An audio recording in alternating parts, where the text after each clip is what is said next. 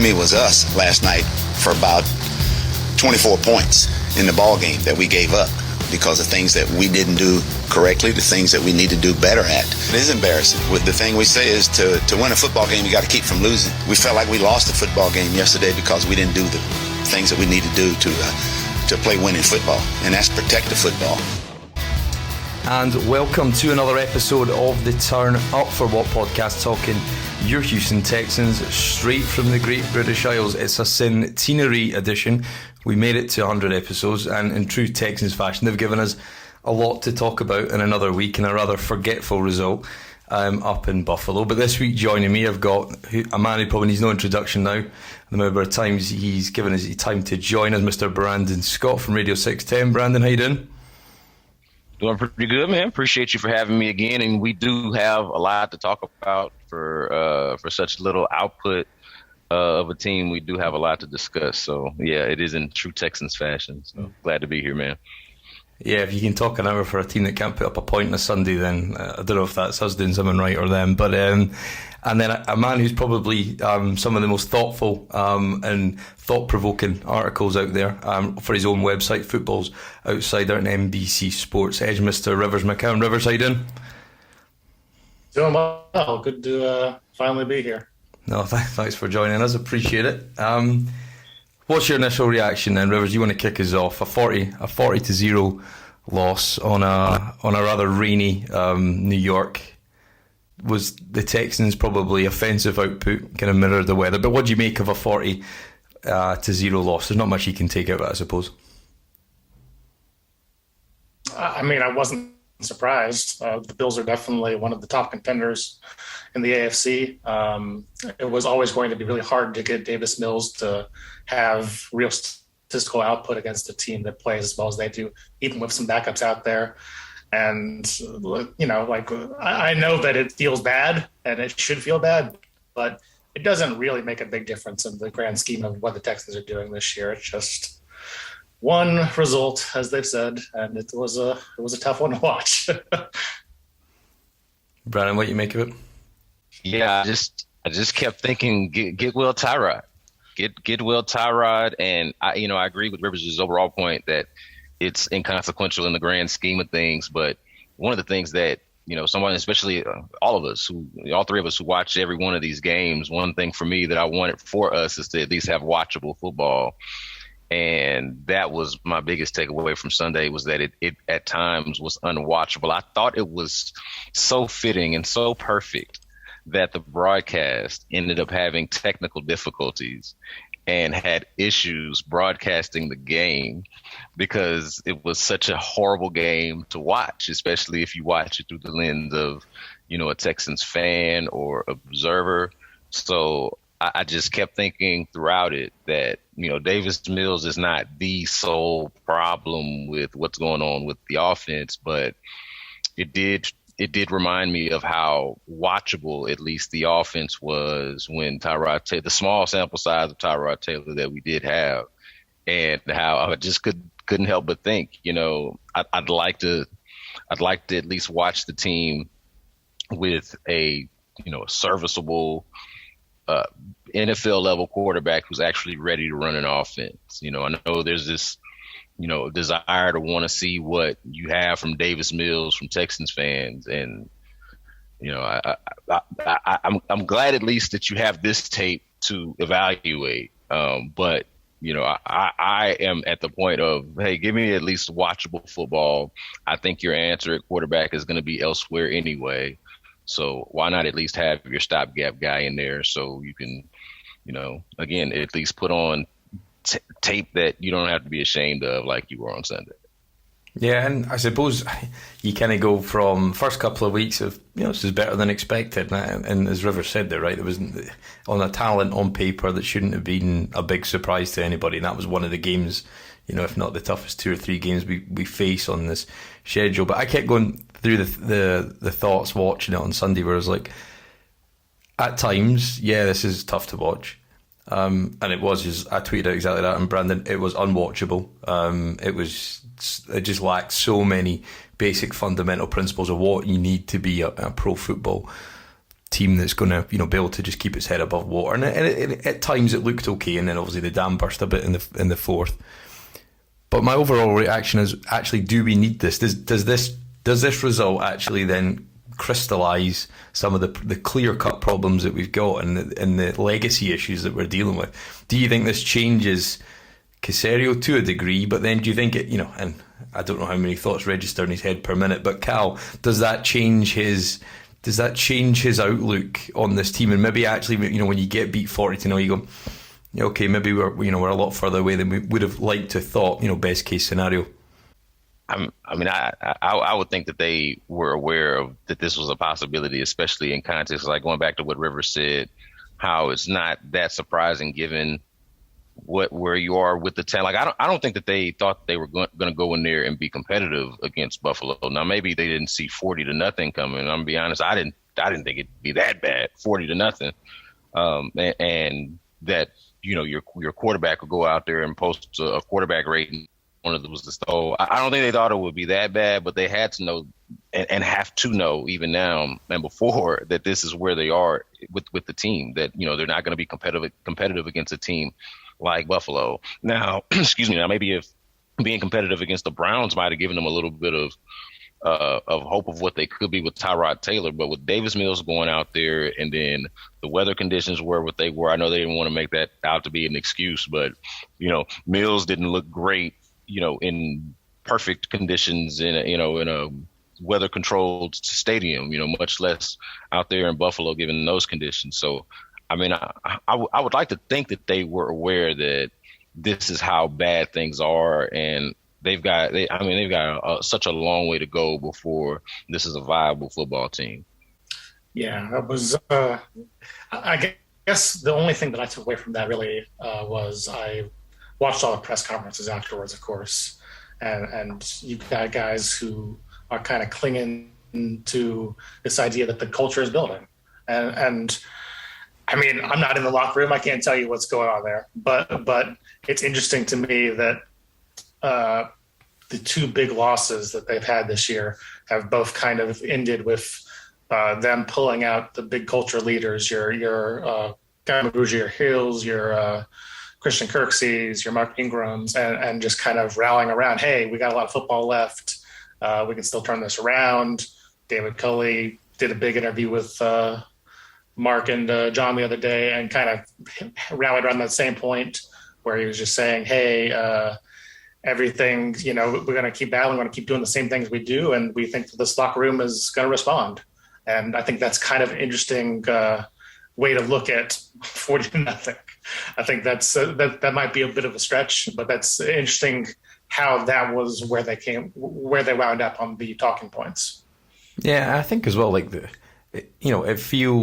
it felt inevitable that would happen again, or this would happen at some point in the season. You would come up against a team who's far more talented as you. Things wouldn't go your way. It's been a formula heavily balanced on turnovers, and which should throw games in your favour. You remove that basic layer out, and it's an uncompetitive football team at best. But then when you look at a number of games, there's 7 games, both against Tennessee, the 49ers, both LA teams, Arizona, the undefeated Arizona Cardinals, and Seattle, and you think all those 7 games have got the potential to be 40-0 or 31-7 or 38-7 or whatever you want to call it. My thought at the end of the game was, well, I find it hard to get too upset about it because we can see that happening again at some point sometime soon. Yeah, I mean, this is we all knew coming in here what the big deal was with this team, which is just that they have a lot of players who belong in the NFL, who are definitely NFL players, but no top tier talent, and a lot of other teams have that top tier talent. And I guess reading between the lines, watching other people watch the game, kind of react in real time. A lot of this is a team that's going to create a lot of that's just a good NFL play by the other team. Well, yeah, it is. And the Texans don't have anything that can really overcome that. And that's kind of the reason national media, local media, whoever is just down on this team, because the top tier talent isn't there. Yeah. And and it hurts. I think sometimes when you see like a guy last night on Monday Night Football, like Christian Covington, a guy who was a decent player, coming out of Rice, and he's making plays for another team. And I think when you see the amount of players that have kind of moved on, or that we've failed to hold on to, or we've jettisoned, and you see what's left, I suppose it crystallises it for some people. And I think as well, there's a tendency, and Rivers probably knows this better than most. He's the victim of a lot of the vitriol sometimes of healthy realism, and we try and do this on this podcast, Rivers, so you're in good company here. But I think people try and convince themselves of infographics and stats and narrow snapshots of what you can paint a positive picture about this team. But I think the fact that Whitney Merciless is your sack leader, the fact that you're a team that say you're committed to run the ball and you can't run the ball, and the only bit of your team you've invested in the offensive line can't play. And I think for me, I don't know what the biggest disappointment here is. Is it the fact that the only bit of your team, you're now running out of excuses, and do we have to just accept these aren't good players up front? Obviously limited defensively, but I mean, what would you guys say is the worst part of this team, and is it and is any of it fixable? I mean, I would say the worst part of the team, obviously, you're starting a third round rookie quarterback. The worst part of the team has got to be somewhere between the offensive line, which I think has been in some way self-inflicted, and what they've done with Titus Howard, moving him from right tackle to left guard. Yeah. And so let's just go there real quick. I think what you've done there is created a position at right tackle, because Marcus Cannon's not good at right tackle. Run in place at left guard, already there at left guard, but that is to say that he's not good at upgrade the position that you were trying to upgrade, and you downgraded at the position where you pulled from. And Max Sharpen's not in blocking. So, and then I think that Justin Britt is fine, but I've seen him get whooped a couple of times this year as well. So, and he hasn't played football in a long time. So, like, the offensive line and what they tried to do is not working so far. And so, to your point of what the worst part of the team is that they want to be this run heavy team. They want to be, I don't know, the Baltimore Ravens, or like, I don't know. They want to purport themselves to be this, this run heavy team, and they don't have the personnel to do that, and haven't been able to acknowledge that yet, or at least that they didn't do a good job in arranging that. And so that's the worst part of the team. And then you look outside of that, the weapons at wide receiver, not very good, not very deep outside of Brandon Cooks. You look at the decision to carry 5 running backs on the active roster, only to not have a good running game. How do you explain that? I mean, it doesn't take football genius and studying the all 22 to understand that this does not carry out, logically. And just real quick on the run game, one of the things that stood out to me even more so rewatching, and yes, I did rewatch I'm sure you guys did as well. No, I didn't. I couldn't. Texans Bills game. One of the things that stood out to me even more so than it had before is that when we talk about how bad the run blocking is, I'm sure you guys have noticed this. It is not just even the offensive line. Like, the tight ends aren't very good at it. The wide receivers aren't very good at it, outside of Nico Collins, right? An underrated part of Nico Collins' injury, aside from him being maybe the second best pass catcher that they had, possibly their number 2 option at wide receiver, was that he was actually a willing blocker, already as a rookie. And I'm not saying that the others aren't willing, but they're not very good at it. And so I think that is all part of this, this sort of catastrophe in the running game that may be overlooked as we talk about how bad the offensive line is, though it is bad. So those would be the things that stand out to me. I don't even want to rag on the defense right now. I'm sure we'll get into them, but I'm actually, given the context and circumstances, okay with the defense. So I'd point out the offensive line and the offensive unit as a whole in their run blocking. I think Rex Burkhead should be signed to a 3-year extension. He just needs to be on the roster forever. But yeah, I mean, how many guys do we have on this roster right now who are just taking up space? Andre Roberts has got to fill in that gap. The countless guys you signed at defensive line. Jordan Jenkins has been subbed. He's not even active on the game day roster. Obviously, we're one man shy already with the elephant in the room. We'll obviously come on to that later. But like, how many guys are just here to take up space? And if you know, and I think you go back to the wide receiver. They went light at wide receiver. Got a couple of injuries very early. Shot them in the foot. You've got far too many running backs. The only one who's got youth and a bit of energy, they refuse to play. And then you've got the most kind of ridiculous situation ever that you've got a roster who basically can't get out its own way for probably decisions that are not necessarily, you know, a lot of the coaching staff's fault as well. And I suppose when you see the misshapen roster configuration, I suppose that comes back to Caserio, because everybody's willing to praise him, and I think everybody's, you know, and it's that syndrome of you've finally got an adult in the room, so therefore they must be right.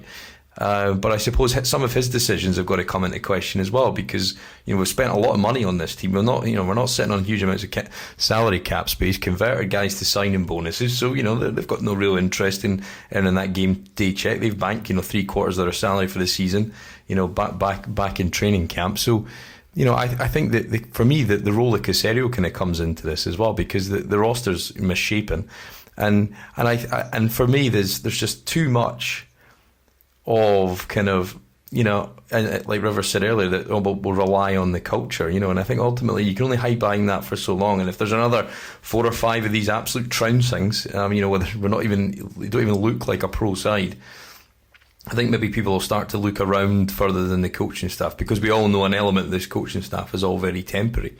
But I suppose the biggest issue is, from Davis Mills, the best tweet I saw about him is the Texans are missing a commercial opportunity if they don't release a Davis Mills Pez dispenser, reference to the size of his neck, which I thought was about the only benefit I've saw out of him so far, that he can bring to this ball club. But do you look, and you can't write him off this early. Bad conditions, weather, poor talent around him.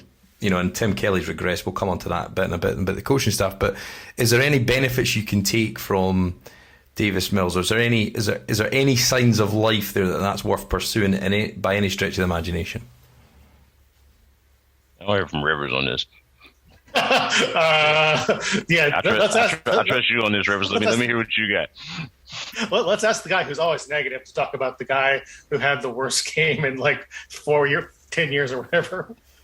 We're all on record. I want to hear from Rivers, but we're all on record. Or for sure, you and I are both on record, I think, on Davis Mills. But I want to hear you, man. I just don't think he's ready. I don't think any viewing of his preseason tape could have told you, oh, this is a guy that's going to step in right away in week 4 and play. He'll just crush it. I mean, he was kind of awkward then. I do think that he's shown requisite arm talent. His throws deep have been pretty bad, but other than that, like, I think he can be a Matt Schaub sort of guy with all the tools that he has. The problem is just he's not there, and you can't really rely on him getting there anytime soon. So it never made sense to me to prop him into that role. And, you know, after preseason, I was stunned that the Texans didn't make a play for a quarterback.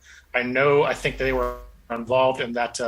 I think it's Brett Rippon, the guy the Broncos have. I think they were involved in that, and part of the reason he got elevated to the active roster was because Texans was chasing him.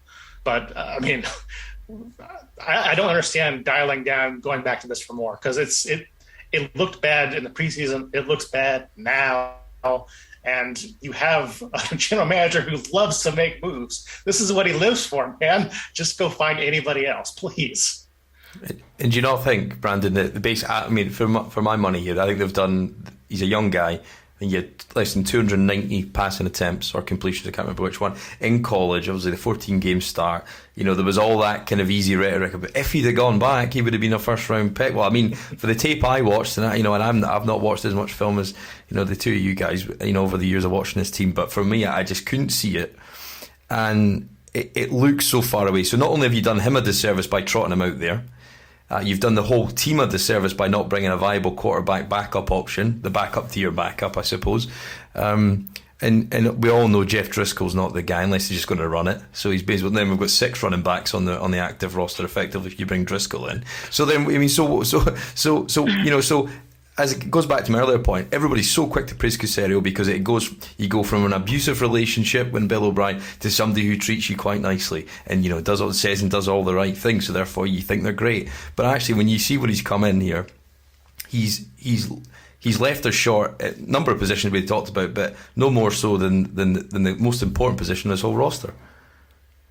Yeah, no, I think those are all fair critiques. And look, I think that what you're saying is there's a lot to it of, the fatigue, and maybe there's like this refreshing feeling that somebody that is at least competent is there in charge of things. But there have been a lot of curious moves. I mean, going back to what was my man's name? The quarterback that they traded for in Finley. Ryan Finley. Here we go, Ryan Finley. I mean, that's an incremental move that was curious from the start to me. That might have even been my first criticism of Nick Caserio, and then all the way down to even drafting Davis Mills to begin with. I'm fine with the philosophy of taking flyers out on quarterbacks, so I didn't think it was that big of a deal. But again, I did not see it. It just was not. It was never there. And I thought on Mills, especially watching him when I broke down his interceptions and just sort of his play overall, was that they've told us that Davis Mills can make all the throws. And to his credit, I would say I've seen him make all the throws. So he can make all the throws. The issue with him is that he doesn't make all the throws. Like being able to do something and actually in practice doing it, like actually carrying that thing out when it's time to do it are two totally different things. And so, yes, no, I've watched the guy be the closest to throwing the football into a trash can as anybody else out there who tried to do it. And when you talk about all the levels of throws that you can make in a given game, he can make all the throws. He does not make them. Like hard stop, simple as that. You like if you just want to break down, each interception. One is the first one is in the double coverage that shouldn't have even been thrown. Talking about making all the throws, there's a throw you shouldn't even make to begin with. The second one, I think, is that the one that gets tipped by the linebacker. The one where Milano is like right in his path too. Right. And that's not an issue. That's for that one is forgivable, and that's not an issue of not being able to make all the throws. But it makes me think about, man, do they have a read on this guy? Is he telegraphing his passes? Are they reading his eyes? Can they basically tell exactly what read he's going to make and where he's going to go with the football, more so than can he make all the throws? And then the third interception, more so of a forgivable decision, but an example of him not making the throw. He underthrows Anthony Miller. I think he's probably thinking that Anthony Miller is going to get behind the defense, and he drastically underthrows it. Also in the double coverage, I could see maybe what he was looking at there, but then that's just an example of not being able to or not making the throw that you were trying to make. He underthrows that ball. And then the last one that pops off of Pharaoh Brown's hands is behind him, or at least not where it's supposed to be. However you want to look at it, that's not where that ball is supposed to be placed. I think Pharaoh would probably tell you rather that thinks he should catch that ball. Most football players think so, but that's not where that ball is supposed to be. So that's just looking at the interceptions, not to mention what's that one throw to Anthony Miller that there's somebody clearly in the path, and they jump up and he's like scared and like just throws it to the side of him where like no one has I can't remember exactly the placement in the game where that was, but might have been a second or third down. But she's just trying to hit Anthony Miller in the flat and like just can't do it because there's a guy there just jumping in his face. It was just bad. It was just rough to look at, and I don't see it. Well, let me just say this, okay, on Davis Mills. Let's stop the whole you need to see what you have in Davis Mills to decide whether you're going to draft a quarterback or not. should not be a thing. That needs to cease to being a thing. And I'm not saying that means you're giving up on Davis Mills by any stretch. That's not what I'm saying. I'm saying that you're giving up on the idea that Davis Mills somehow factors into the way you make decisions about this football team, whether you get a quarterback or not. It ain't because of what Davis Mills did. Okay, that needs to not be it. If that is part of the thought process, I'm concerned, and I need it to not be a part of the thought process.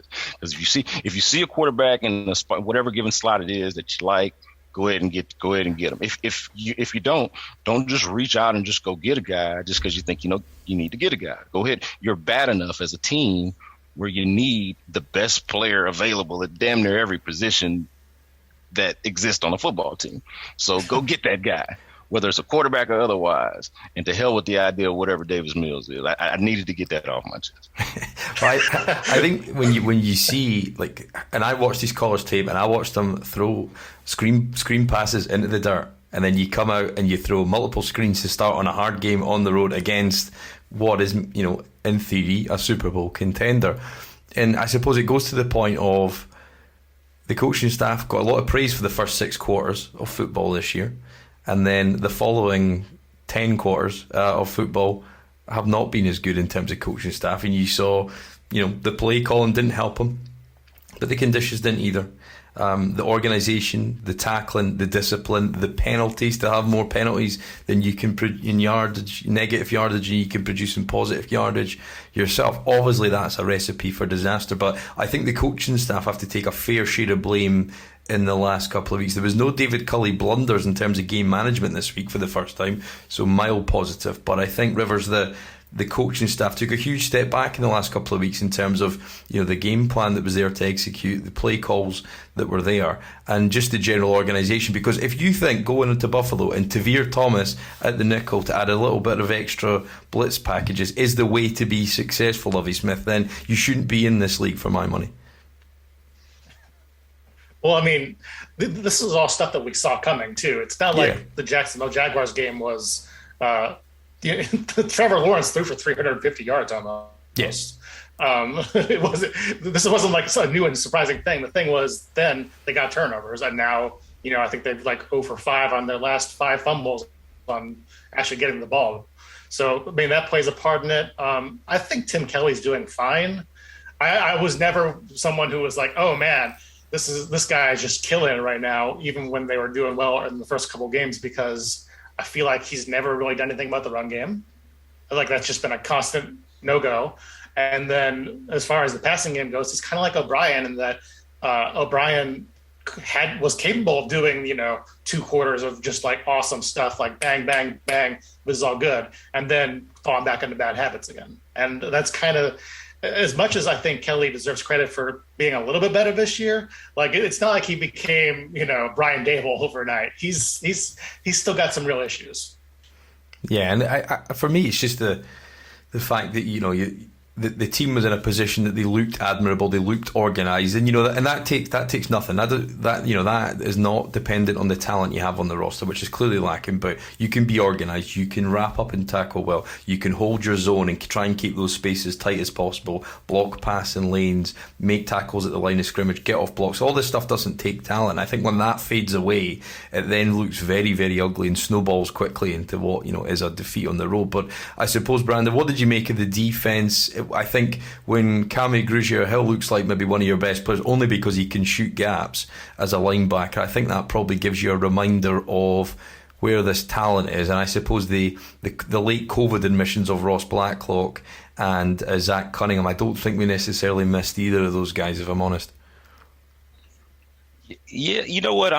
So I've been, I guess, again, in context and relatively speaking, bullish on the defensive line and the linebackers. As far as and against the run, I think they're fine. I don't have a tremendous issue with them there. I think that the issue with the defense has been, and let's just say, just on the Bills game real quick on the defense, I thought that they maximized what they are and what they could be against the Bills defense, all things considered. That's not to give them a pass for not being good against the run and not tackling well and things like that, because those things were an issue.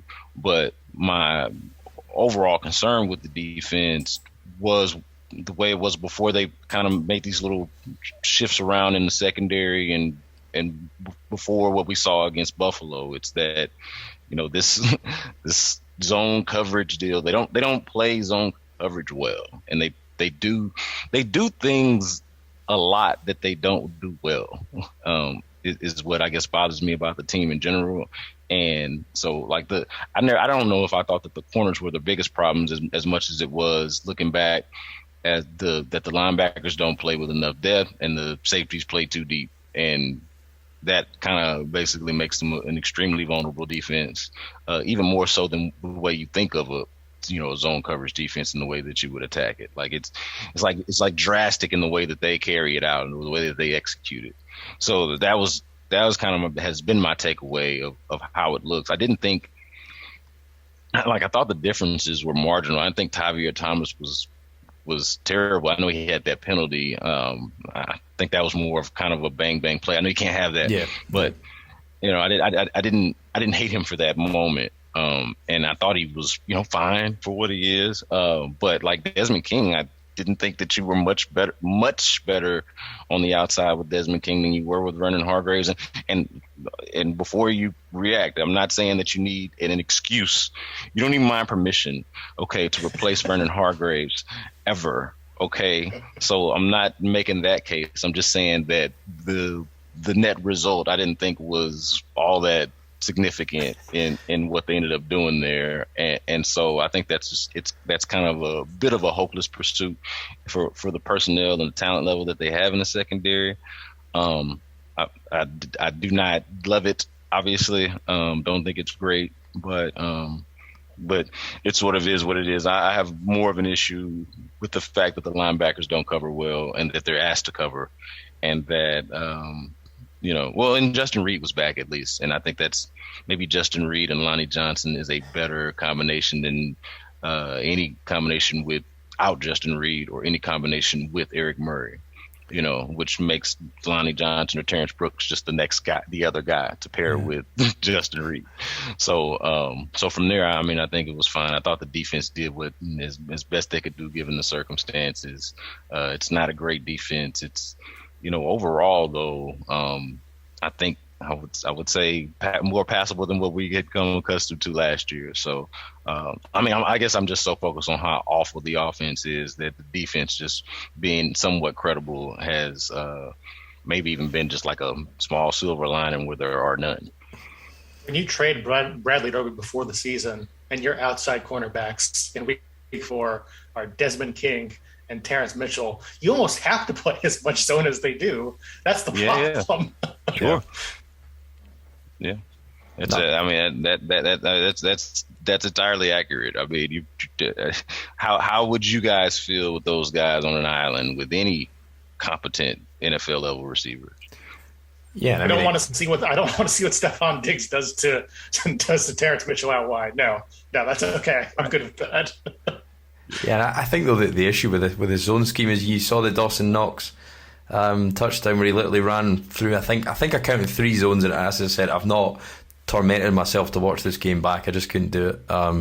As the weather here has turned a bit pretty wintry, so I didn't want to sort of depress myself any further. But I think that for me, you saw on that play alone, just somebody glide through. I think it was 3 different gaps in the zone, and Josh, it was almost as if they said, if we run these certain routes against these coverages, you'll find space in any one of them. And he pump faked and just dropped in them, and and the tackling was poor at the last minute. People were leading with shoulders and what have you. Stuff that we thought might be behind us from last season. But I think on this defense, as you said, for me, Desmond King's been a disappointment. I don't think, I think he was probably, arguably on paper has been a Pro Bowl, was a potential, small silver lining in this season. But, I came away from, particularly on the defense, maybe Kruger Hill as a backup linebacker, but I don't think there's many guys that you want to take forward in the future years, because ultimately this is about laying groundwork for further years to try and find guys who can be, depth players / squad specific role guys. And I'm struggling to see right now, Rivers, how many of those there are, and I think you can count them on one hand, if any. Yeah, the throw you're talking about, the Dawson Knox touchdown, that's part of that goes back to Levy's scheme too. I mean, Yeah. this is a read and react thing, and they always take the first read. It's why they struggle with screens. It's why they struggle with any kind of play action. It's a misdirection thing, and that's why teams run all that stuff on them all the time.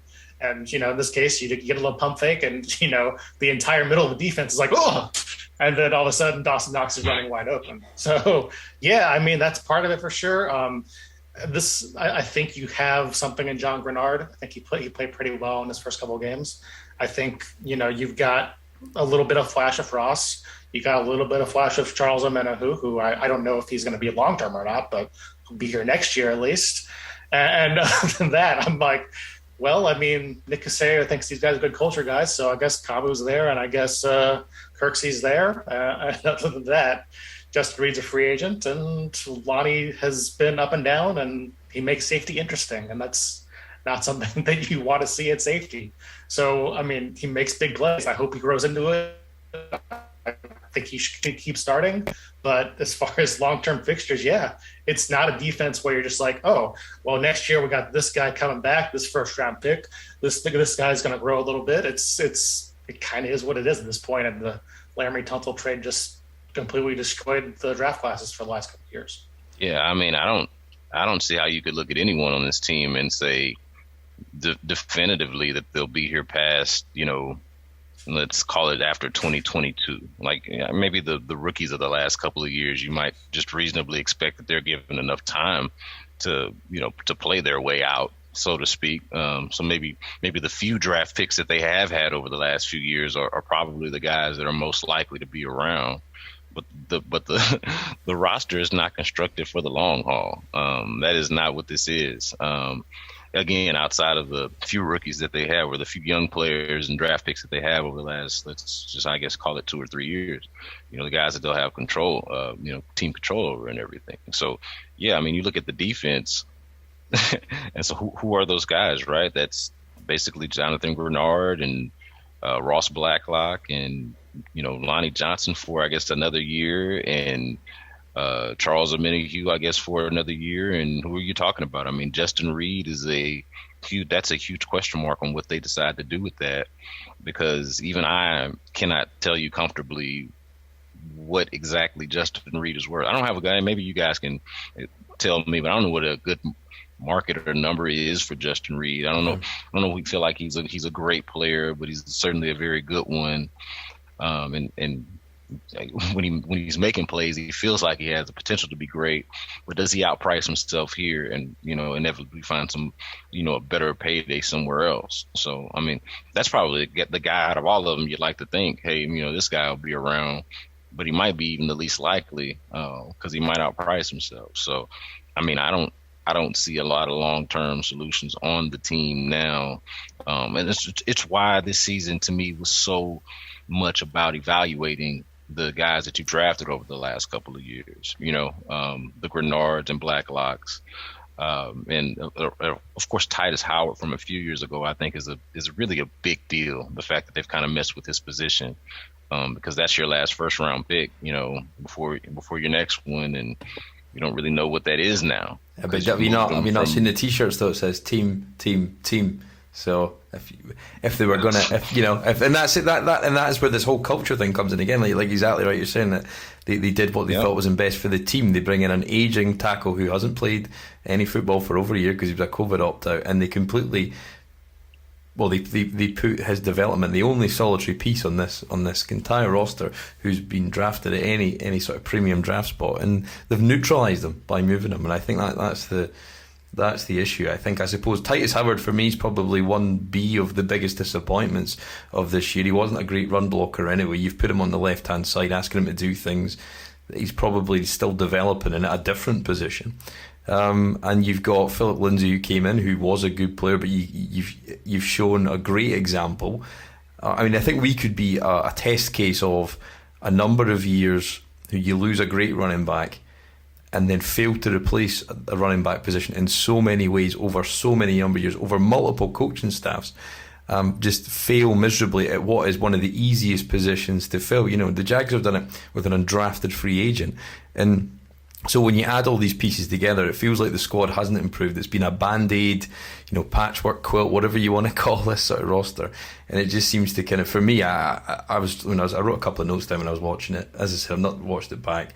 I'm going off live memory, but for me, I just kept thinking, I can really care less if any of these guys aren't here, in a couple of years' time, because I just don't see any benefit in it. And I think that was probably the point earlier I was making, that does Caserio see that? Does Cal see that? Or does Hannah see that? It's probably more important. I think as a terrifying prospect as that is, do they see that this is that this was thin on the ground anyway? And when you look at it in that context of not many guys Rivers to take forward, do you think it moves the dial at all, or do you think they'll just shroud this in culture until somebody has the gall to blow it up and start again? I mean, the interesting thing about this, because you're talking about Titus Howard moving, that's part of the whole culture versatility thing. Yeah, and that's something that didn't start with Caserio, by the way. That started with Jack Easterby. That happened when he came in, and you moved Titus over to left guard. You've moved Lonnie Johnson to safety. You moved Max Sharp from tackle to guard. Well, it's all of those picks now at this point. None of them have been given like a real ground to grow on in the slightest, and it's something that's been happening, even before Caserio set in the building. That's the scary part to me about this. As far as trying to figure out what this team does from here, I don't know that they can look at what happened as an outlier. I think that when you trade for Marcus Cannon, when you sign Justin Britt, this kind of is what you should have expected. They're not. They didn't play last year. It was always going to be a challenge for them to be like top elite players. And that's nothing against them. I'm rooting for them. They've played their hearts out. They've done nothing wrong. It's just that they've been put in a position to fail, and that's a recurring problem with this team. Yeah, and just good to hit on the Titus Howard thing. I think we've mentioned already how you've stunted his growth at right tackle, and even the outside chance, I thought that if you end up parting ways with Laramie Tunsil or trying to flip him for whatever you could get there, that maybe even Titus Howard had the outside chance of being your left tackle of the future. I don't know if that's a for sure thing, but I at least thought about it. I just don't understand why, if you knew you had problems at both guard positions, why didn't you just go address guard? You all you did was move Sharping over from left to right. And he's a guy who got benched last year at left guard. So now he's going to be your starting right guard. Okay. And then at left guard, why not just go and try to find you a left guard or draft, or, why not actually address that position as opposed to disrupting the guy's development and moving him there? You talk about TEAM, what's best for the team. Not even selfishly thinking about this for Titus Howard, even though it would be essential to his individual development. Think about what's best for the team there. Why don't you actually go get you a left guard or get you a guard, or a couple of guards? Address the position as opposed to say, we're gonna get cute and move this guy and then bring in a guy that we like, a guy that we think has been good or who's been good before but hasn't played football recently, and we're just gonna make him the right tackle. I said this before earlier in the show. Now what you have is you don't have a good right tackle or left guard.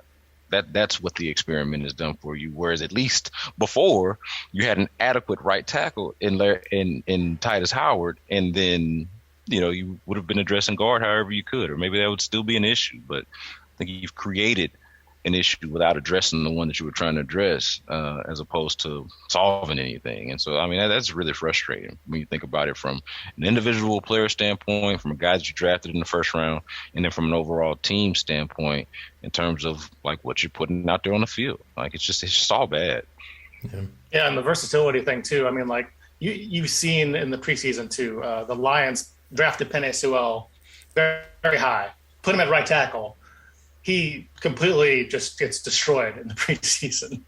And then the Lions are like, hey, maybe we're being stupid here. Let's put him at left tackle again. All of a sudden he's fine. Interesting how that works. Yeah, interesting how some guys just have a position, right? Yeah. And I might be wrong, but I think, was it not Eric Murray didn't play a defensive snap, so I don't know if that's maybe the biggest positive we can take from the thing. And Vernon Hargreaves was out for the first quarter.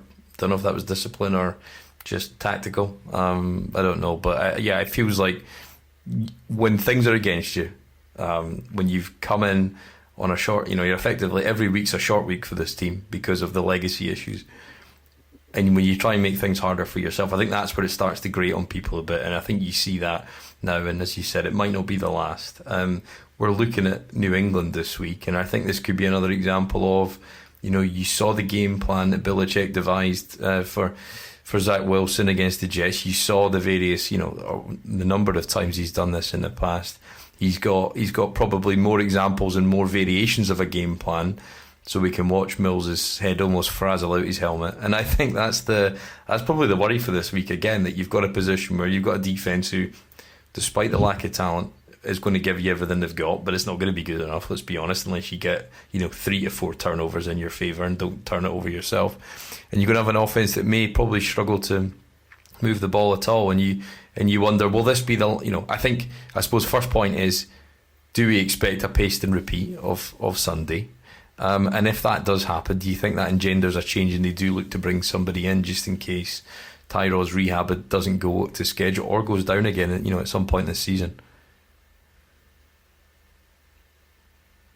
Yeah, I was surprised or I guess maybe not surprised that he said it, but I am surprised at the idea of, if true, that they're not looking at other quarterbacks. David Culley was asked about that directly on Monday and said not at this time. And I asked him about Tyrod Taylor's health and just where he's at with his recovery. I understood that he wouldn't be available, obviously, because of being on the injured reserve.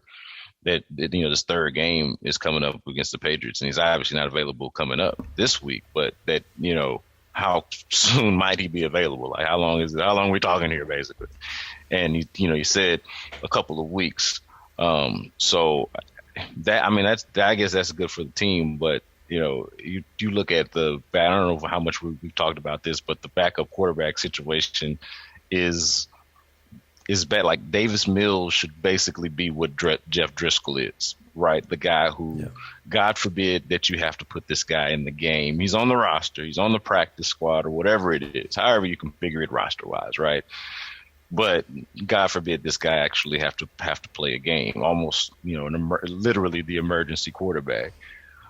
So you don't have to go wildcat with Mark Ingram or whatever it is. But you need a viable backup. And that they don't have one does surprise me. I think that that's obviously an issue going into this game. I don't think it'll be a repeat of what happened in Buffalo, because I just don't think that the Patriots are anywhere near as good as the Bills.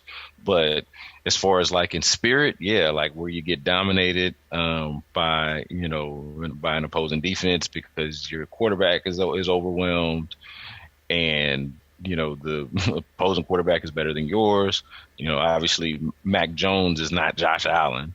So, I don't think that it's going to be quite as drastic. But I do think it'll be an interesting parallel watching Mac Jones, the check down machine that he's been so far, but effective. I don't say that as a knock. I know I'm kind of tongue in cheek there, but he's been good at it. Like, I think it's perfectly fine to be a check down artist if you're making good decisions and you're completing the passes, and if you have playmakers who can make good on those check downs. Obviously, like, a lot of things go into play on how those check downs work out, right? The team, so to speak, factors more into that, and I think he's kind of got a better supporting cast around him, better coaching around him.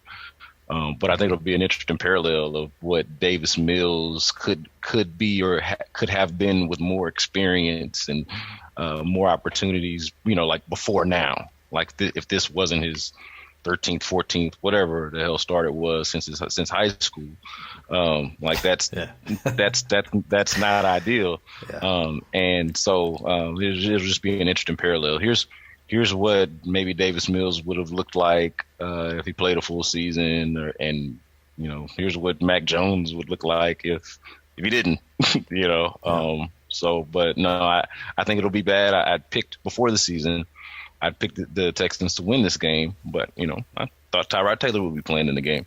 So, and I thought they might have had a better chance. I don't think that they'll win it now. So things are already going a lot differently than how I sort of even predicted them. And I didn't predict them to go out there and be world beaters, obviously. But this is just going to be like the Panthers game, another game that in the preseason I picked them to win because I thought maybe they'd have a chance. And not going to happen. I'm expecting this game to kind of look like a 2020 Titans game against the Texans. I think the Patriots are going to run the ball down their throats. And the interesting thing to me about that is that we've talked a lot about Lovie Smith correcting the passing game, but that run defense is still pretty bad. I mean, they've given up 4.5 per carry to, I think, every team but the Panthers, who were on a backup running back, was a rookie or something. Like, this has not been fun to watch in any way either. And I think it's going to look like Mac Jones play action, check down. Jacoby Myers underneath. And it's disheartening to just, you're 9-point home underdogs to a 1-3 team starting a rookie quarterback. It's like that's a level of crystallization. That's the word you used earlier. That's a level of crystallization that's really setting in for me now. Is, oh my goodness, this could be really bad until Tyrod gets healthy. Yeah, but I mean you're also the 1-3 football team starting a rookie quarterback who's not as good as, and your rookie quarterback is not as good as the other 1-3 football teams rookie quarterback. And that 1-3 football team has the best coach of all time, and you have a first year head coach who's not the best coach of all time. Whoa! Breaking news. Hey, I went out on a limb. You heard that here first on the Turn Up for Watt podcast, that David Culley is not the best coach of all time. And my fear as well for Culley is, like, as you said, it's like, does this keep going in the same direction all year? And look, it only gets harder as you get guys nicked up.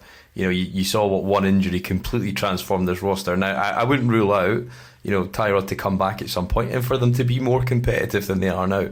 But right now they just look, for Sunday and then Thursday night as well at times, despite Carolina doing everything they could, playing undisciplined football, penalties galore, giving you every chance you probably could have asked for to get back into that game. You couldn't take it apart from one drive, a 2-minute up-tempo drive. And look, I think, Sunday was one of these days everything went against you. But I just think that there has to be an element of, I'd probably have rather had Shane Leckler out there, throwing as the emergency. He was always the emergency guy, wasn't he? If the quarterback went down, that was what O'Brien said. He'd come in, and do you know what? He might have completed some passes, and he might have known where to place the ball. Brandon Whedon, was looking at around. Is TJ Yates still, fit enough to go? And and you think of all the, and look, the guys who are on the street right now are not good. And are they going to be all that much better than Davis Mills? I'm sure the coaching staff, through their own pride alone, would suggest that they won't be better than Davis Mills because he's had full training camp, etc.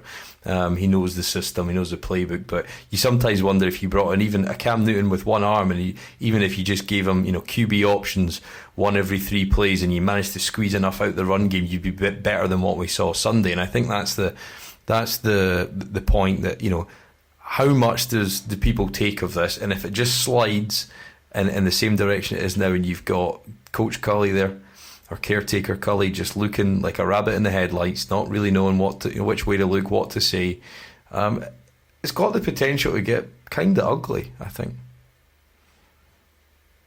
Yeah, I mean, look, Culley, I did a hit with one of the TV stations here in Houston, and I think one of the questions, how you got to do those quick, like little bits for TV, and it was like, David Culley by the bye week or by week 8 will be what, right? And you use a word, fill in the blank, and my word was aging. He will be aging. Like David Culley, I think. Say what you want about him as a coach. I think he looks pretty good for 65, 6, whatever he just turned. I think he might have just turned 66. I think the man looks good for his age. For now. I think by in the next few weeks, it's gonna be it's gonna be really tough. A couple of presidents ago, there was a picture of Obama and how young he looked when he was first elected in 2008, and by the end of his first term, how he looked like he had aged like 30 years. I think you're looking at a similar thing with David Culley, like it all just sort of coming to a head. Reaching a point where you realize, hey, what do I do with a team that can't run the ball? I got 5 running backs and only one of them can make anything happen, whether the lines block it or not. And I can't block from my offensive line to my tight ends to my wide receivers to anybody. Yeah. And I say I'm a running team.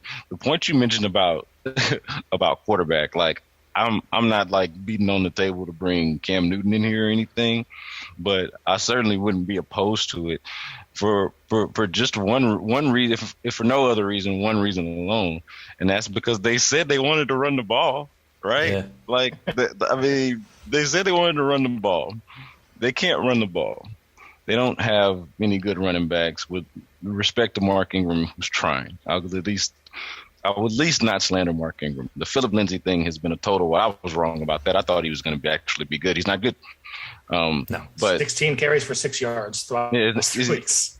Yeah, look, Philip Lindsay doesn't have a lot to work with, and I'll give him that. But he's also just not doing anything, not making anything happen. Yeah. So why not bring in Cam Newton, who is not what he was as a passer, and I don't think was ever necessarily an elite passer, but was at one point, an adequate one, adequate enough to lead the Panthers to the Super Bowl and win an MVP and all of that, but has always been a dynamic force in the run game because of sheer size and strength and willingness and want to mix it up and get nasty in the run game. They talked about wanting to be dogs and, bringing in these tough guys, and they're like, that the whole tough guy thing that the Texans were trying to sell us earlier in this, in the off season and early in the training camp and preseason and all that has not manifested itself on the field at all, like in any form or fashion, maybe outside of Mark Ingram. I'd love to see it. I'd love to see what that looks like. That Ed Oliver play where I think they pulled the guard or the tackle, I can't remember which one. As again, I'm going off live memory here, and he came in the backfield and just absolutely devoured Lindsay, and I thought that just summed up our season. It's probably summed up our run game of, it was, it seemed like it was well thought out, but I suppose it kind of goes back to, and I'm sure it was yourself, Rivers, that had an article out about the cinematic universe of the Texans and how they choose themselves to delude themselves in certain, whatever delusions they may choose that'll suit their predicament that they find themselves in, of which there are many. But there was just when you were talking there, Brandon, about Cully there, and if you remember the implant question from his opening press conference when they got a fan or season ticket holder to come in and ask a question. I think her name was Melissa, and he called her Vanessa. I can't remember. Either way around. No, he called her Elise. I remember this. He called her Elise. He got the name wrong. Yeah. Anyway, but it was at that point, that was when I really kind of worried, because I thought, well, he said something about the smile on your face, and I was thinking, well, if you've looked at the roster. And I know he told people that he got the job without, having an extensive portfolio to come in and explain to the GM what his plan was for each of the players. And again, odd in itself, and it goes back to that cinematic universe point. But that comment there about we want to keep a smile on your face, it just felt like to me, I don't think he realised how bad this team was, and he lets the coaching staff get on with it. But I think when you saw that, that, and it goes back to the run game, because if you can run the ball, you can survive, you can hold the clock, the defense doesn't get gashed, you don't concede 21 points in the fourth quarter. But at that point, that play when Ed Oliver just ran right up the middle, and it was like a welcome to this 2021 season, Houston Texans, because you're nowhere near the requisite level you need to be competitive. And I thought it was one of those moments where, and there was another play actually where both safeties blitzed. I think it was both safeties. It was either the nickel and the safety, and they both tackled the running back in the backfield at the same time.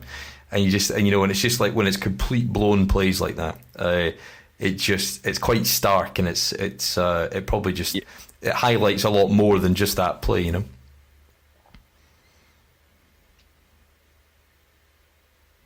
Uh-oh. No, you're all right. Yeah, I just wanted to mention real quick, since you talked about Ed Oliver, that I'm trying to remember the exact play, because what you're describing stood out to me, and I'm blanking right now on the exact play. But I did note from rewatching the game that I watched Ed Oliver kick at least 3 guys' butt on the offensive line, which would include Max Sharping a couple of times. Yep. I want to say that there's one. It's not Marcus Cannon was Latuale is who I'm actually thinking about, but definitely Max Sharpen a couple of times, and Justin Britt once, and then later on, I think one of the I can't remember exactly when, but the play you mentioned about the safety blitz was another example of just bad team blocking, because I thought that there was an opportunity there for Chris Conley to maybe pick up Hyde, and all he did, and maybe not, but all he did was like just fall into the muck of whatever was going on with the guard. Yeah. And it was like, what do you do? Like, he wasn't making himself useful. I don't know what the blocking scheme and assignments actually are, but I see a guy that's coming wide open over here, and a comparable size guy.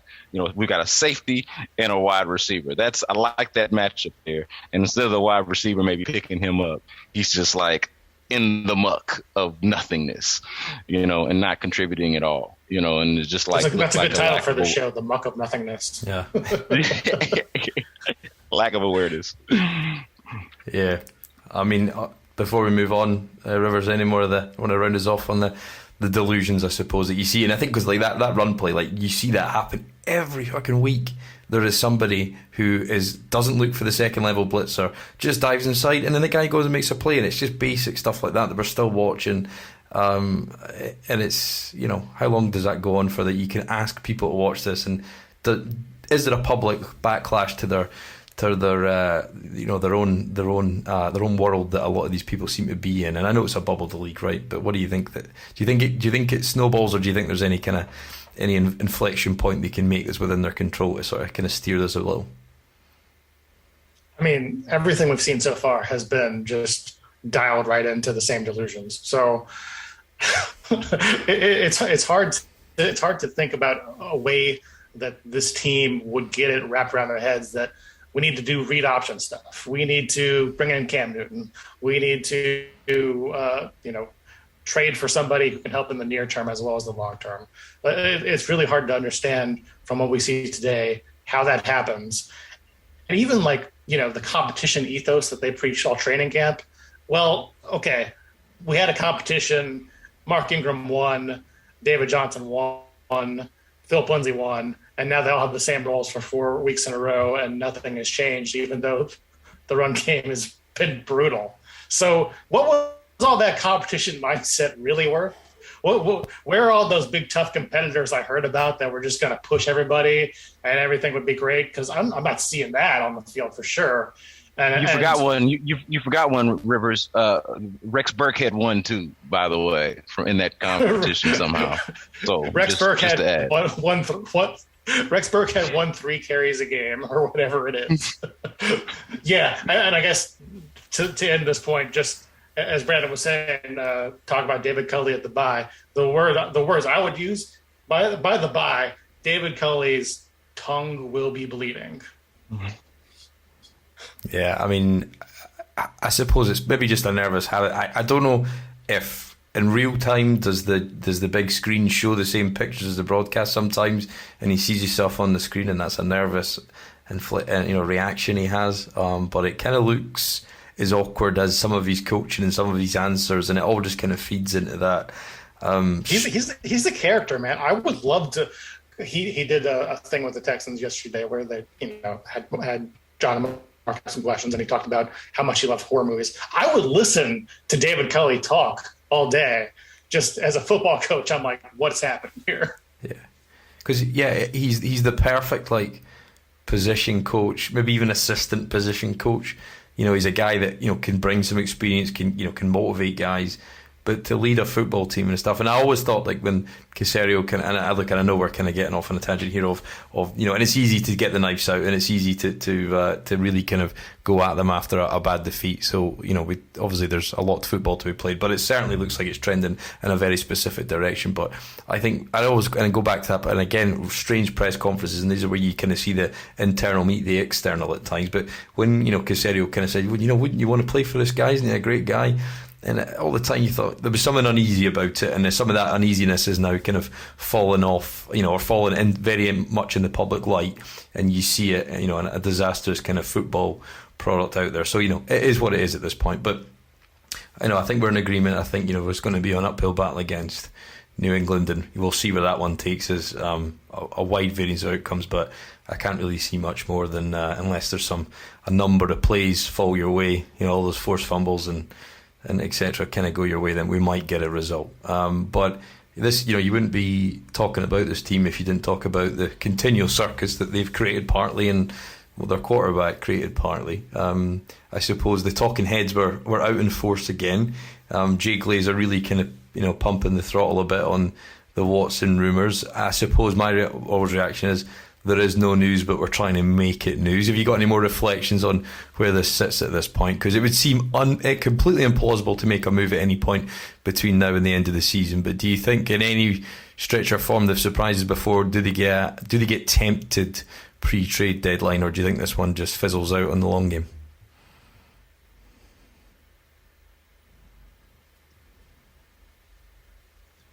Yeah, you're kind of cutting out there, but I guess the my basic takeaway from what happened is Jay Glazer is the one reporting all this stuff. Jay Glazer is going like all in on the idea that Watson's going to get traded, and it's very interesting to me because nobody else who's sourced in this area is backing that at all.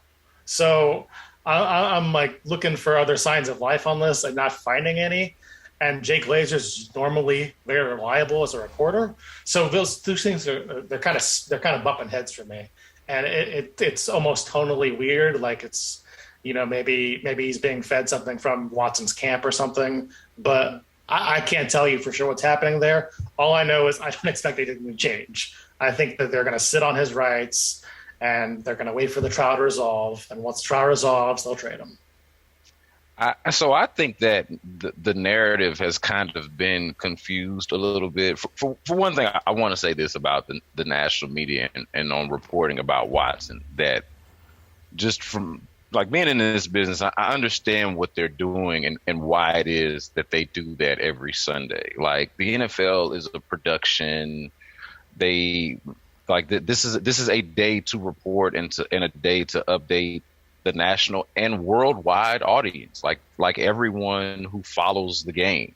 So like everybody is not as entrenched in every Watson headline and every nugget about what's going on the way the three of us are, and the way probably most of the folks who listen to this podcast are. There's a national audience out there who's like doesn't know anything about, like knows next to nothing about what's going on with Watson. They just see one of these great quarterbacks who they probably know says he wanted to be traded. They probably know he's been accused of stuff, but he's also still on the team. And like, what the hell is going on there? Like, what's that about? And so I understand why the national networks and outlets feel like it's necessary to do like a weekly update, even if there's nothing really to update. It sounds redundant for us who know that there's nothing new, but I get the purpose that it serves. As far as like the actual reporting, what Rivers is talking about and what Jay Glazer is reporting, I do find it interesting that no one else has been able to like co-sign this idea that the Texans are softening their stance. But I also didn't really feel like it's ever really been, or I question how much it's really been about that, or that there's like a exact time when they feel like it's right to trade him. I feel like if they get the offer that they like, they'll do it, whether it's now or the trade deadline or at the end of the season. Like it's like there's a price, and if you pay it, then they'll trade him. Like I really think it is that simple. I don't think they're waiting for draft positioning specifically, because I think that there's limited teams that are actual possibilities. So in that regard, it doesn't really matter. Like sorry, Texans fans and people who want what's best for the team, TEAM.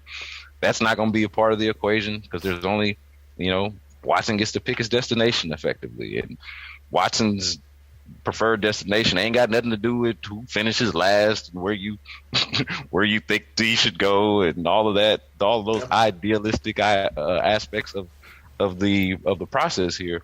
They just don't really factor in for the folks that matter. So I don't understand exactly what the whole softening their stance is, if that was just like a fresh angle on a stale topic. But I understand why they continue to report the news, even though there's no news. And I think the important things that you can glean from what you know, like just from what you hear on the record and out in public, is when Nick Caserio says that the Deshaun Watson situation is day to day, I take that almost literal, and I kind of read between the lines there, right? Like it's day to day in the sense that today's on the team. Tomorrow, in theory, we could agree to a trade, and then that day he's gone. Literally day to day, and so like that's and also like he doesn't want to say, hey, we're gonna trade this guy.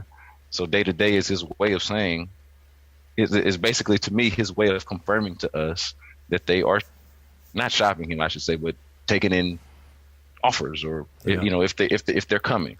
So I think the Watson thing has actually been clear for those, or at least should be clear for those of us following it closely.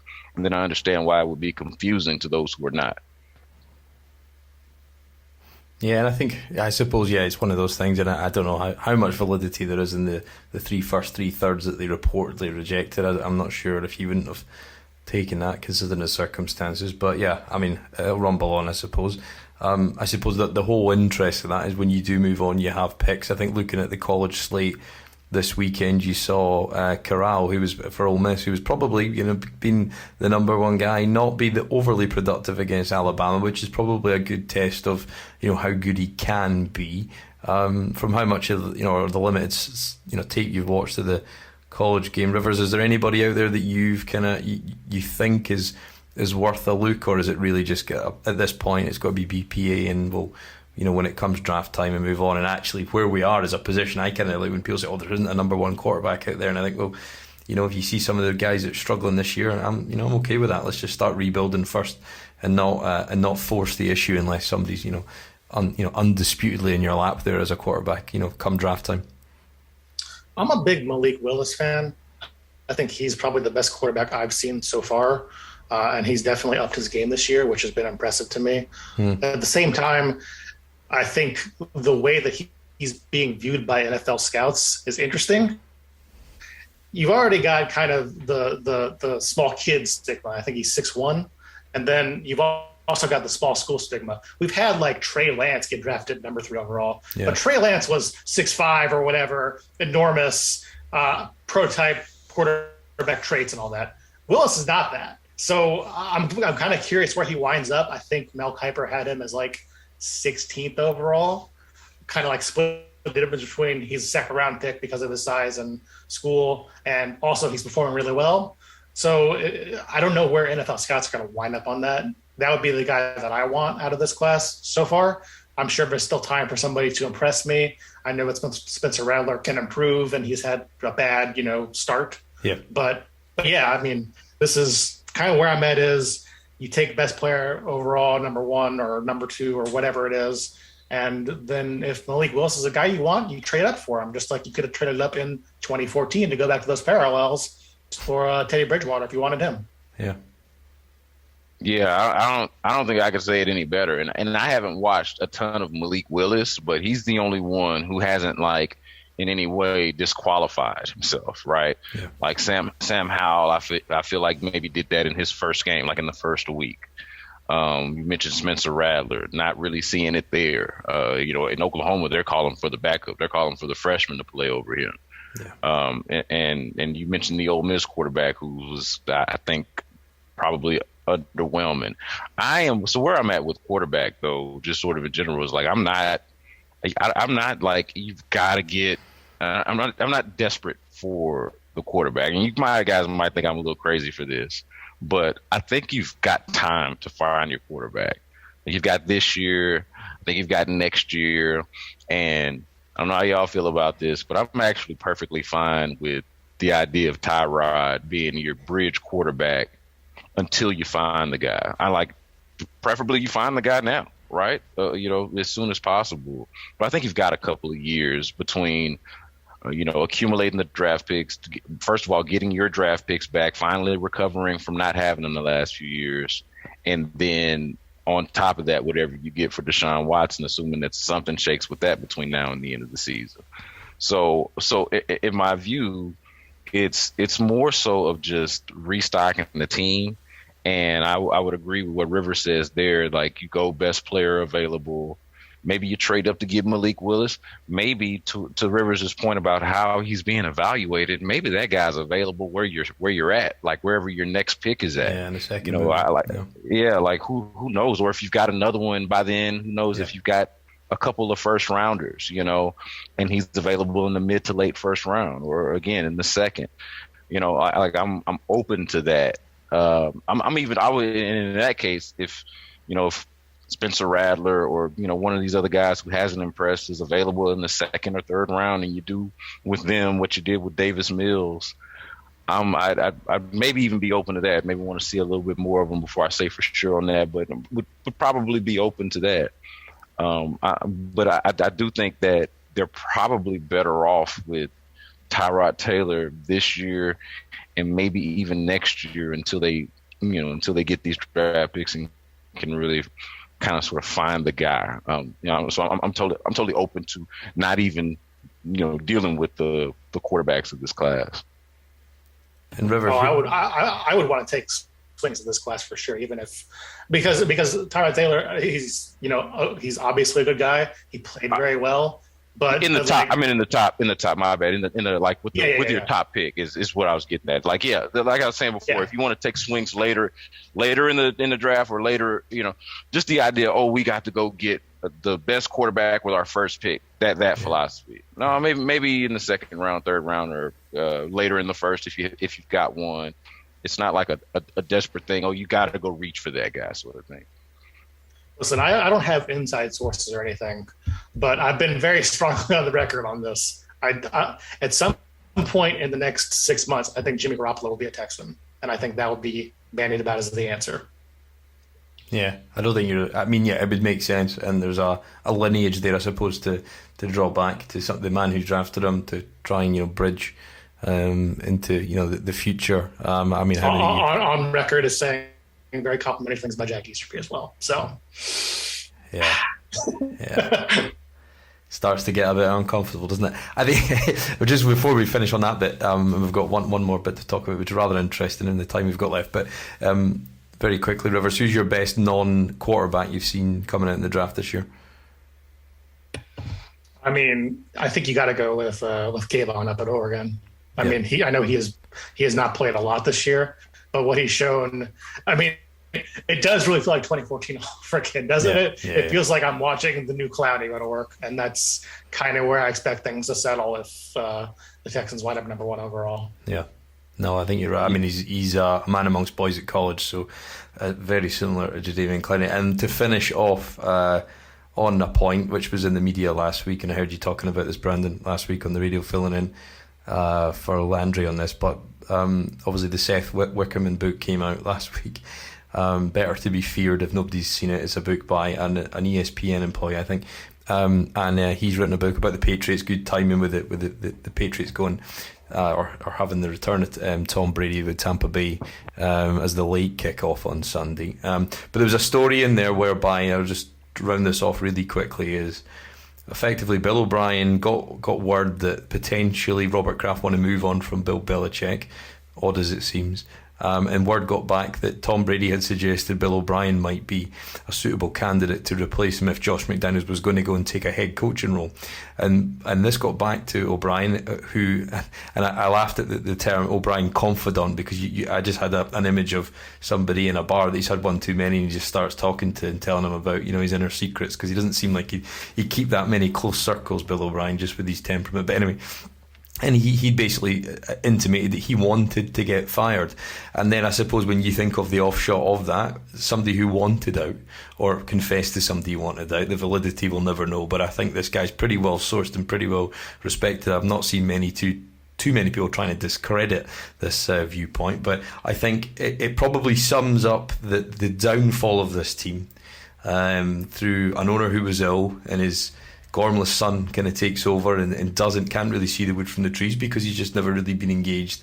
You know, Brandon and I talked about the video games in his office clip that we got on one of the national podcasts. And you think if the guy who wanted out, you gave all the power to, got rid of some really, really good football people, and Rick Smith including that, and he leaves a car crash in his wake. And I suppose that anecdote probably sums up the downfall of this team. And I suppose it probably, again, go back to, it probably crystallised the downfall a little bit, really, and kind of put a bit of meat on the bones. And in the context of everything that's happened, that story makes a lot of sense.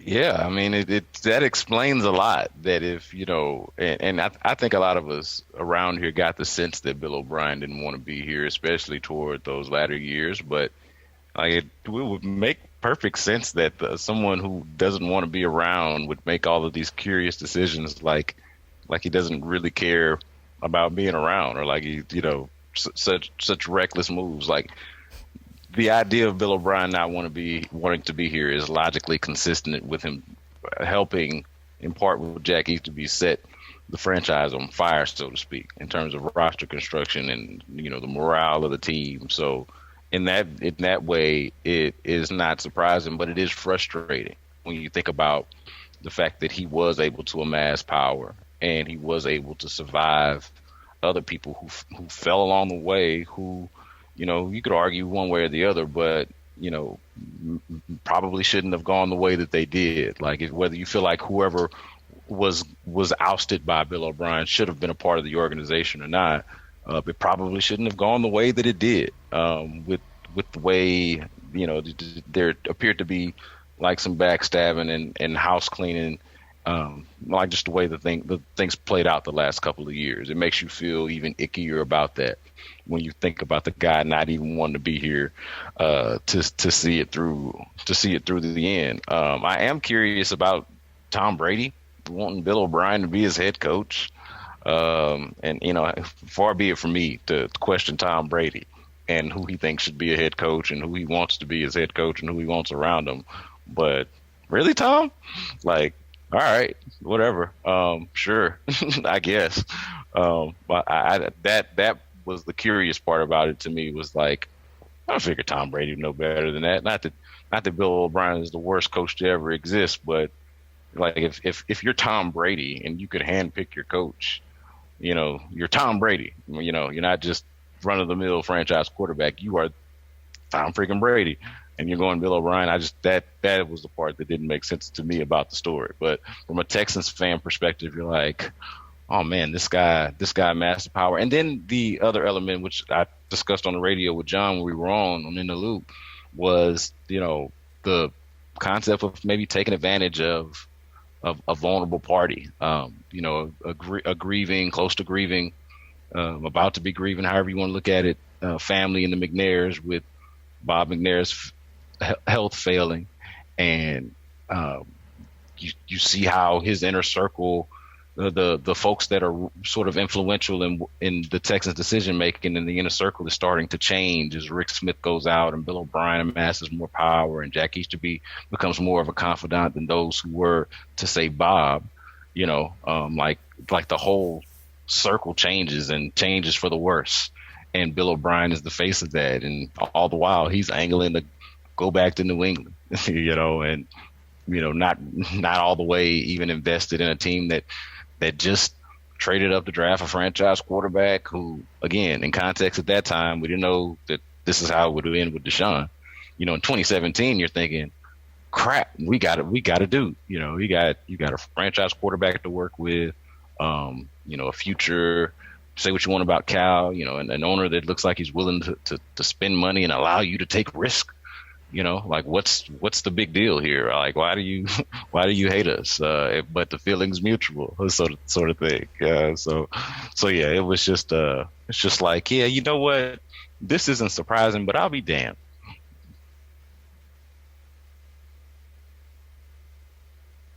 Rivers in it and adding that round us up.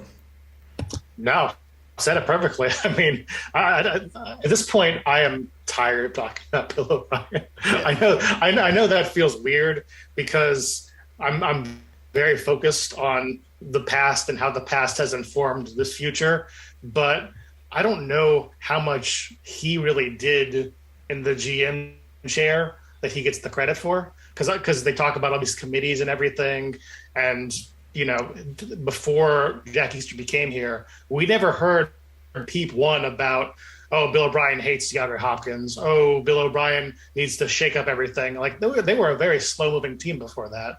So it's very interesting to me how much of that blame O'Brien gets. And I'm fine with, schadenfreudening Bill O'Brien's Alabama stuff or whatever. That's all cool with me. But like, as his Texans tenure, I'm so tired talking about it at this point. It was it was the flat organizational structure that did this.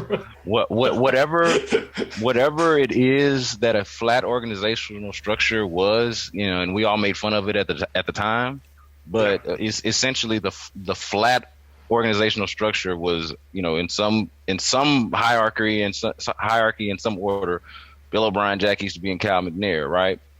Well, whatever the flat organizational structure was the flat lining of the Texans as we knew them. So you can go Bill O'Brien or Jack or Cal or, blame them all, but and the guys like Matt Bazzigan, that moment. Yeah, but like Matt Bazzigan, James Lipford, they stood by and watched it, and they're still here. So, and I think when all the time you think, was this going to be a new era? And it still feels like, that story, and you're right, we should not be talking about a former head coach now, sort of 4 or 5 games into a new season. We should have moved on. The legacy again. That's a good point. That's a good point about Matt and James, though. Like scouting. I'm not saying whether they should be here or not, but I mean, you think about scouting. It seems to have been in scouting and talent evaluation is just as much of an issue as the decision making. So I'm with you on that too. Like, and they've been extended. I think they should have. Yeah. I would love to sit down. I want to sit down with the entire scouting staff, and I want to give them truth serum. And the only 2 questions I'm going to ask are, why is David Johnson here, and why is Vernon Hargreaves here? That's the only questions, and I want to hear real answers. And I think the reasons extend beyond football all the time, and I think that's the probably a fitting way to end the 100th episode talking about the Houston Texans. It's not just about football, and the turn up for what? As a lot of people keep asking, are you going to change the name of the podcast? But it was a rhetorical question, just with a change of spelling of a question that I've asked myself many times, and again on Sunday, why did I do this to myself? But look, an hour and 30 minutes here talking about. They keep it interesting at least. But Brandon Rivers, thank you very much for your time on the 100th episode of Turn Up For What podcast. If you're not already, check out the website at podcasttexans.com. If you're watching on YouTube, give us a like, subscribe, but give us a review on the audio version on your chosen platform. But guys, any last words before we head out here? Yeah, no, I'll just get well Tyrod Taylor, man. I saw him in the hallway last week before the Patriots game. I'm sorry, before the Bills game, and he looked all right. Was walking fine. Didn't have a limp. So we asked him how he was feeling. He said he's feeling good. So I hope that means that we see him pretty soon. All I gotta say is, not for me because I'm a Mets fan, but for the sake of the rest of Houston, go Astros. Right on. The silver lining as they get ready for the playoffs, I think, in the Houston sporting landscape. But guys, thank you very much, and thanks again for everyone for listening. And here's to another 100 more episodes. Hopefully, some more success littered in there at the very least. But thanks again, and we'll catch you again next week.